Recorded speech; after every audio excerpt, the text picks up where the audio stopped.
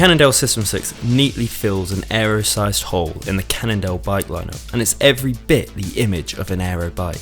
Its striking lines and sharp angles are the result of truncated Aero designs that make it slippery through the air.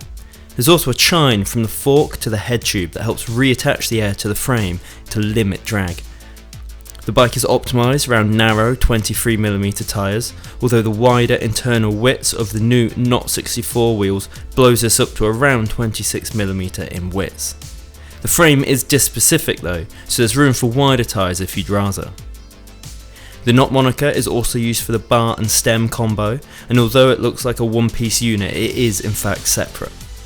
The cabling runs underneath the stem, inside a plastic covering and inside the head tube. However, it's the unconventional partnership with Power to Max that steals the show, and the high mod versions of the bike come with a crank-based power meter as standard, although the price is kept separate to the bike.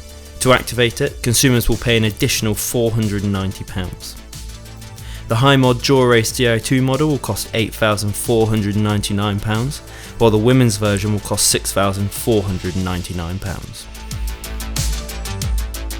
It's a big year for French brand luck with another brand new bike, this time the Blade 795 RS disc, an Aero model. The bike has deep, truncated aerofoil tube sections that does away with the drop seat stays that are so popular on bikes at the moment. The bike is finished with Look's own Aero bar and stem, as well as the Aero Post 2, its own proprietary seat post.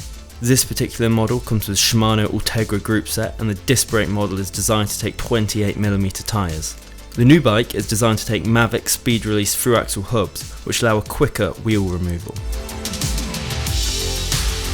This magnificent looking bike is the KTM Revelator Least Prestige, the brand's seriously clean aero bike.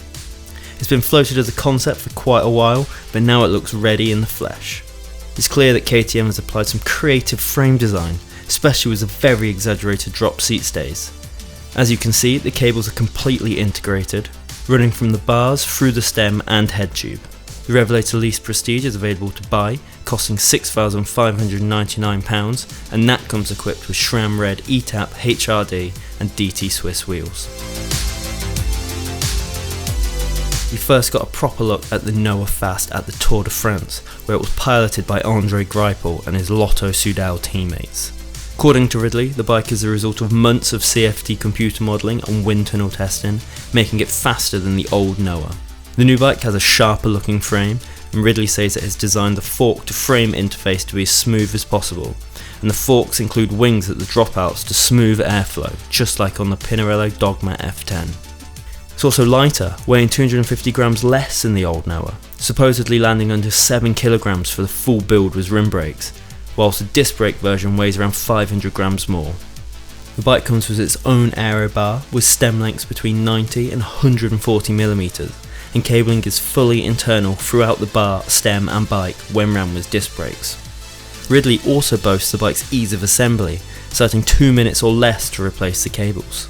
The Noah Fast disc retails at €7,899 with Shimano Di2, while the rim brake model will cost €7,399.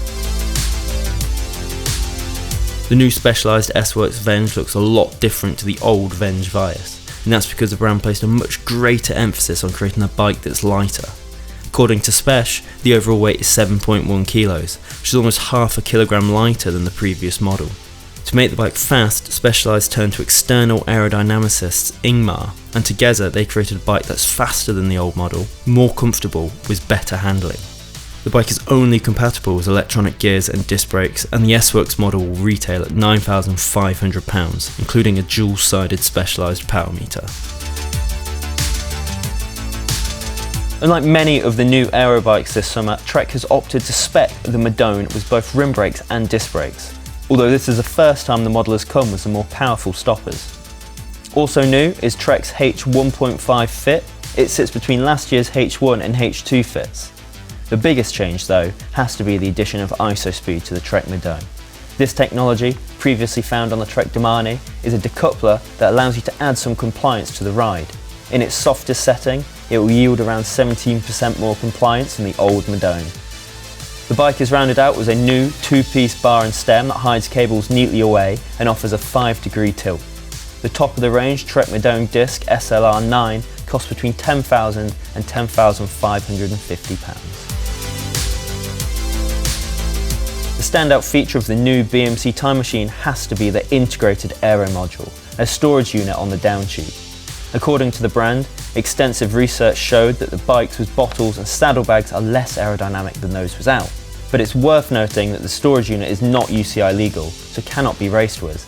The Time Machine has a 2-piece bar and stem and uses split spacers so you can adjust your bar height without cutting the hydraulic cables. After all, this is a disc brake specific bike.